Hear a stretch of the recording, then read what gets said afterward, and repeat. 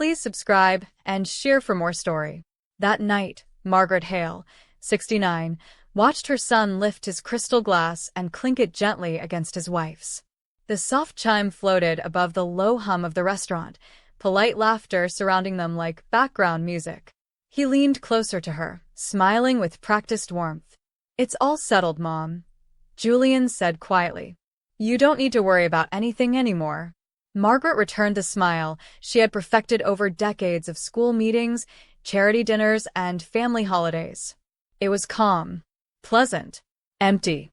Inside her chest, something cold and enormous was forming, slow and deliberate.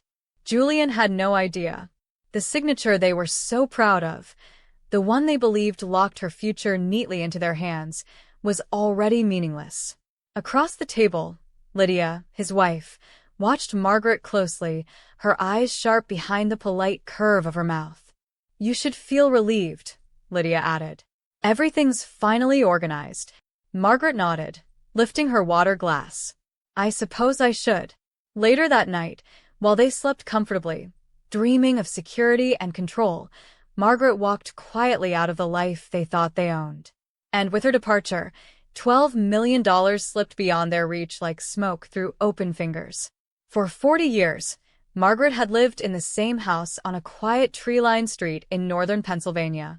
It was a two-story colonial with gray shutters and wide oak floors that creaked in familiar places. Those sounds weren't flaws. They were history.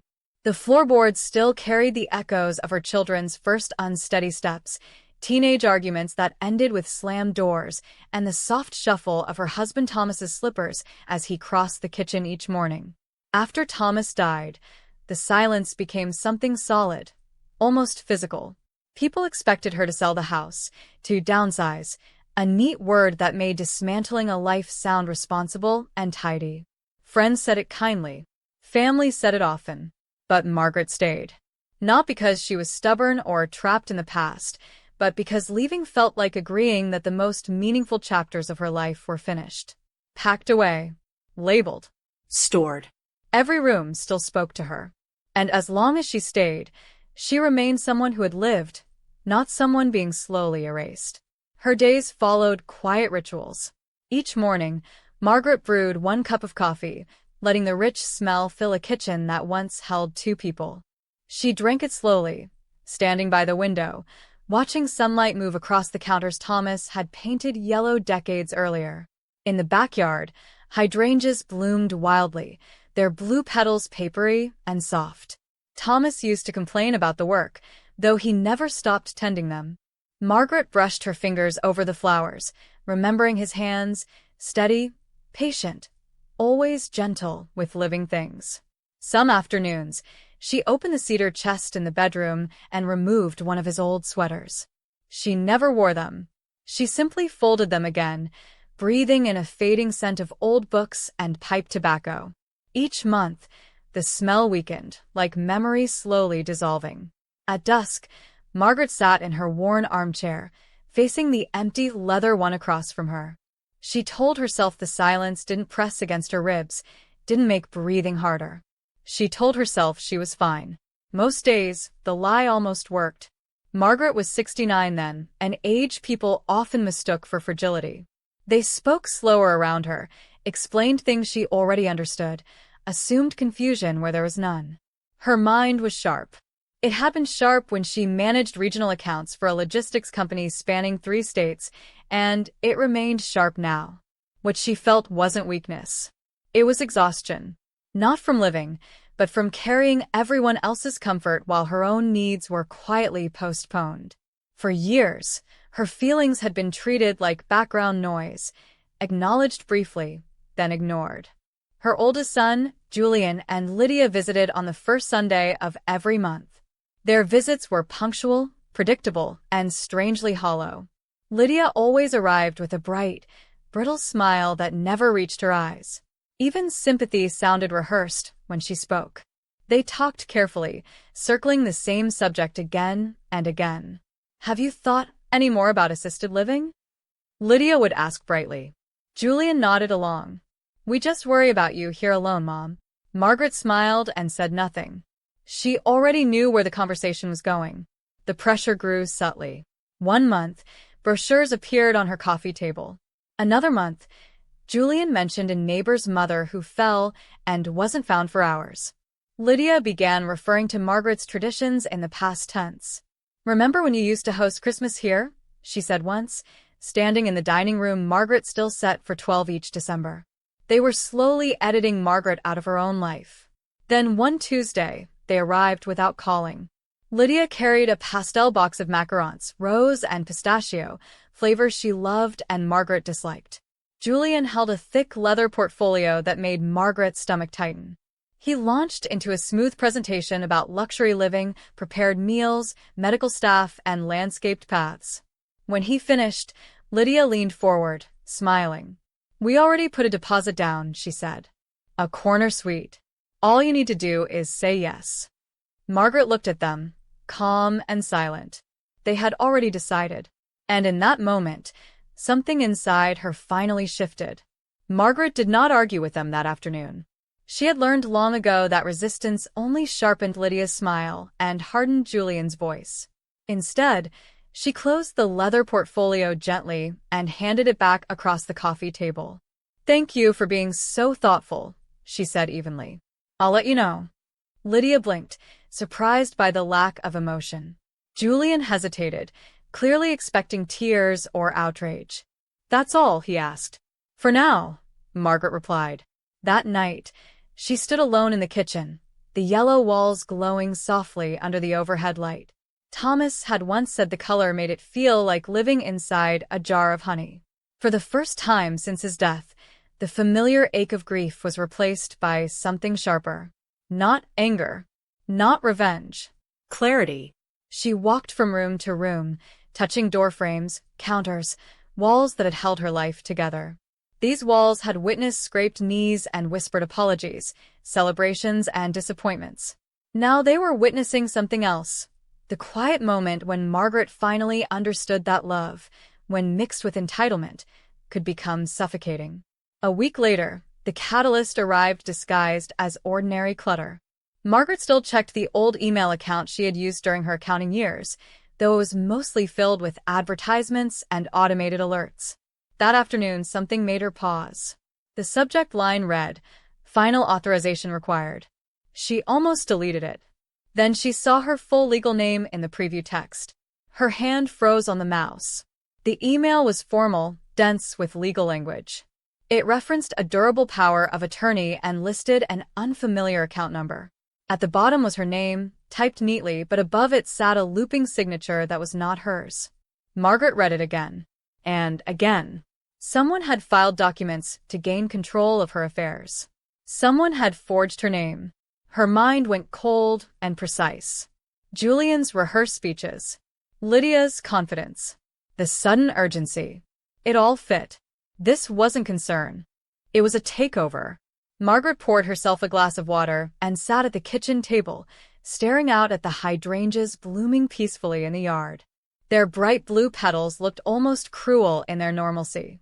Inside her chest, a fault line had split her life cleanly in two. This wasn't about moving her somewhere safer.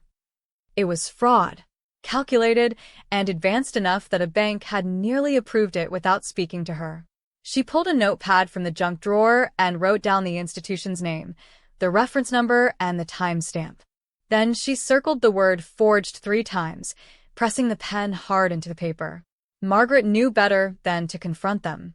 Outrage would only feed their narrative, that she was confused, emotional, unstable. She needed strategy. The next morning, she made a call she hadn't made in over a decade. "Law offices of Marina Cross," a voice answered.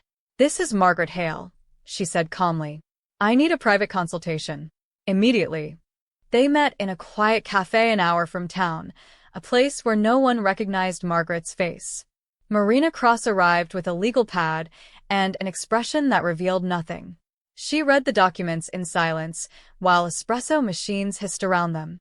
Finally, she looked up. "This is felony fraud," Marina said plainly. "And it's already in motion." Margaret nodded. Hearing it spoken aloud didn't shock her. It steadied her. For 2 hours, they planned quietly. Accounts were frozen. Passwords changed. Paper statements rerouted to a secure address. Court filings were prepared to revoke any and all powers of attorney, real or forged. They worked efficiently, without drama. By the end of the afternoon, Margaret's life was locked down tighter than it had ever been. That evening, her phone buzzed with a voicemail from Julian. "Hey, Mom. Just checking in," he said lightly, though tension threaded his voice. Margaret saved the message. For the first time, uncertainty had entered his world. Later that night, Margaret retrieved the steel lockbox hidden at the back of her closet. Inside was the truth Julian and Lydia had never seen. Her name was on everything, not theirs. The fortune, $12 million, was the result of decades of careful investing she and Thomas had managed themselves.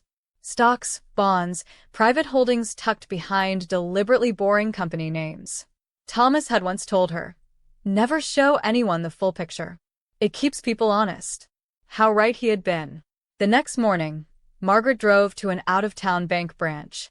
After verifying her identity, she transferred the bulk of her assets into a newly created irrevocable trust. The name was forgettable on purpose, Hollowbrook Foundation. By noon, the money was no longer hers. It was untouchable. Julian showed up unannounced that Friday. Margaret was trimming rose bushes when he walked up the driveway, smiling too brightly. "Busy as ever," he said. She straightened slowly. "What do you need, Julian?" He shifted. "Just checking in." Lydia spoke to a realtor. "Market's strong right now." Margaret met his eyes. How thoughtful. Inside the kitchen, she poured him water and slid a sealed envelope across the table. "What's this?" he asked. "An update," she replied. Julian read the letter twice. His face drained of color. "You've been busy," he said flatly. "Yes," Margaret answered. "I have." He left without another word. That night, Margaret sat in her armchair, the silence settling around her, not heavy, not painful, but clean, controlled. The next day, she called an old friend, Helen Moore, who ran a nonprofit supporting older women rebuilding their lives. "I want to fund something permanent," Margaret said. Helen didn't interrupt. When Margaret finished, Helen whispered, "Are you sure?" "I've never been more certain," Margaret replied. For the first time in years, Margaret felt light. She wasn't disappearing. She was beginning again. Margaret moved with quiet purpose over the next few days. There was no panic, no dramatic urgency, only precision. With Marina's guidance, she rewrote her will from the ground up. Her healthcare directives were updated. A new power of attorney was drafted with strict, immovable conditions. Marina Cross was named the sole executor, with explicit language barring any family member from interference. "This makes your wishes airtight," Marina said as she slid the papers across the desk. Margaret signed calmly. That's the point. For years, she had been accommodating, agreeable, endlessly flexible. Now she understood that clarity required firmness. When she returned home that evening, the house felt different. Lighter. As if it knew it was no longer waiting to be surrendered. Margaret stood in the doorway for a long moment, listening to the quiet hum of the refrigerator, the ticking clock. The silence no longer felt like absence. It felt like alignment. A courier arrived 2 weeks later with a pale envelope addressed to the Hollowbrook Foundation. Margaret recognized Lydia's handwriting immediately. Carefully curved, elegant, performative. Inside was an invitation printed on thick cardstock. A family celebration honoring Margaret Hale, wishing her well on her move to Silver Willow residence. Margaret let out a short, incredulous laugh. They were staging her disappearance like a ceremony, framing her as compliant, frail, managed. She called Marina that afternoon. "They're trying to control the story," Margaret said. Marina's voice was calm. "Then let them believe they can." Margaret stared at the invitation again. Slowly, a plan took shape. "Yes," she said. "I'll attend." She called Julian herself. "I'd be delighted to come," she said warmly. The relief in his voice was unmistakable. He thought he had won. The dinner was held at an expensive restaurant downtown, all white linens and hushed voices. Lydia greeted Margaret with exaggerated affection. "We're so proud of you," Lydia said, kissing the air near her cheek. Julian raised his glass. "To Mom," he announced, "for embracing the next chapter." Applause followed. Margaret smiled politely and sipped her water. As dessert arrived, Julian slid the familiar leather portfolio across the table. "Just a few final documents," he said casually. "Routine things."